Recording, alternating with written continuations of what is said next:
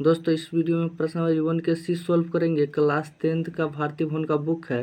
तो यहाँ पर देखिए हमारा पहला क्वेश्चन है, रिक्त स्थानों की पूर्ति करे। अब पहला क्वेश्चन है, रूट 15 एक डैश संख्या है, परिमेय संख्या या अपरिमेय संख्या है। तो यहाँ पर देखिए आप जब रूट 15 के आप इसको रूट से जब बाहर निकालिएगा ना तो पॉइंट में आ जाएगा, ठीक है ना। और पॉइंट में आएगा ना तो रिपीट नहीं होगा, या ठीक है ना। 2 4 5 6 8 9 ऐसे आएगा, ठीक है ना। तो जब यह रिपीट नहीं हो रहा है यानी बदल बदल के संख्या 2 के बाद 3 आ रहा है, 3 के बाद कुछ और आ रहा है, 4 के बाद कुछ और आ रहा है, इसके बाद कुछ और है, यानी यह संख्या रिपीट नहीं हो रहा है। यानी वह मान लीजिए यहाँ पर आता है 2.444444, तो ये क्या हो जाएगी, परिमेय संख्या हो जाता है, ठीक है ना। लेकिन रूट 15 के निकालिएगा ना तो ये ऐसा आएगा, ठीक है ना। तो ये हमारा हो जाएगा जो ये है अपरिमेय संख्या हो जाएगा, ठीक है ना। रूट 15 क्या है, एक अपरिमेय संख्या है। अब दूसरा में है -√2/√3 एक डैश संख्या है। देखिए यहाँ पर -√2/√3 डैश संख्या। अब √2 को भी निकालिएगा तो पॉइंट में ही आएगा, और √3 का भी निकालिएगा तो पॉइंट में ही आएगा। और जब पॉइंट में पॉइंट से भाग दीजिएगा तो पॉइंट में ही आएगा, यानी संख्या रिपीट नहीं करेगा, ये सही संख्या आएगा, बदल बदल के संख्या आएगा। तो यह भी हमारा क्या है, एक अपरिमेय संख्या। यानी √2 परफेक्ट स्क्वायर नहीं है, इसको रूट से निकालिएगा ना तो पॉइंट में आ जाएगा, और √3 का भी निकालिएगा तो पॉइंट में आ जाएगा। तो परफेक्ट नहीं, इसीलिए यह परिमेय संख्या हो गया। अब यहाँ पे 4 + √11, 4 प्लस है √11 है। तो देखिए 4 को प्लस और √11 में भी पॉइंट में आएगा, तो जोड़ दीजिएगा तो ये भी पॉइंट में ही आएगा। तो ये भी हमारा क्या होगा, ये भी हमारा अपरिमेय ही हो गया। अब 1/5, √5 को भी निकालेगा तो पॉइंट में ही आएगा, तो ये भी हमारा अपरिमेय हो गया।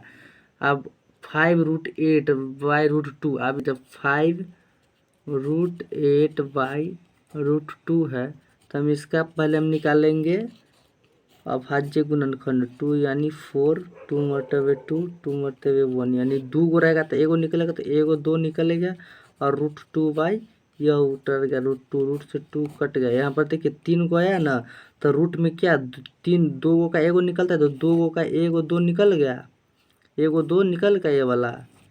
और एगो 2 जो बचा ये रूट में आ गया, बटे √2 है, तो √2 से √2 कट गया, तो यहाँ क्या बचा, यहाँ बच गया हमारा 5 और 2, तो 5 दूना 10, ठीक है ना। यहाँ पर हमारा आ गया 5 दूना 10 बाय, आपको नीचे कुछ नहीं तो 1 मान लेंगे, तो यह हमारा हो जाएगा परिमेय संख्या।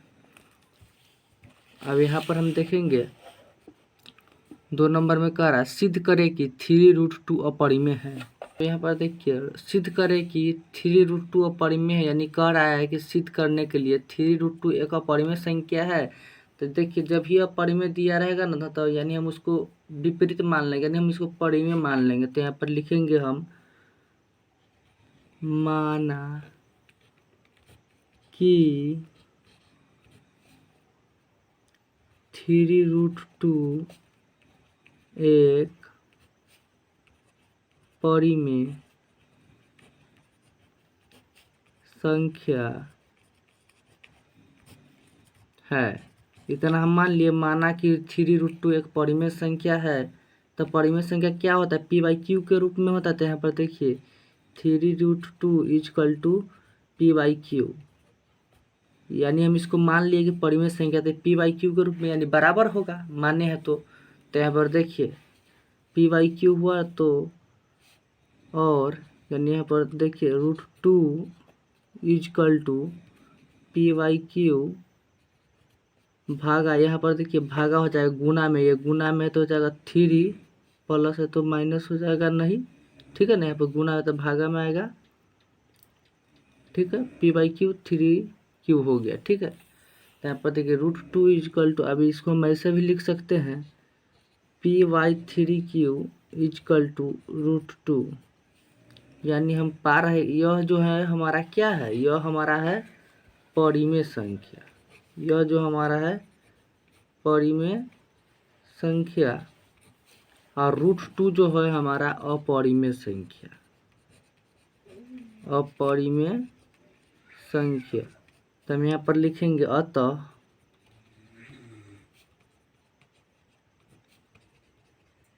हम पाते हैं कि √2 एक अपरिमेय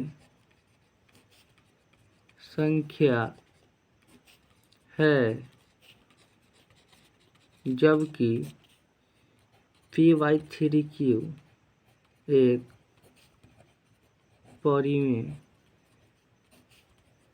परिमेय संख्या है। देखिए, जो संभव नहीं है यानी परिमेय संख्या इक्वल टू परिमेय संख्या कभी भी बराबर नहीं होगा, ठीक है ना। √2 एक परिमेय संख्या जबकि P/Q एक परिमेय संख्या जो संभव नहीं, यानी परिमेय संख्या इक्वल टू अपरिमेय संख्या यानी बराबर कभी भी नहीं हो सकता, यह संभव ही नहीं है, ठीक है ना। तो लिखेंगे अतः हमारी मान्यता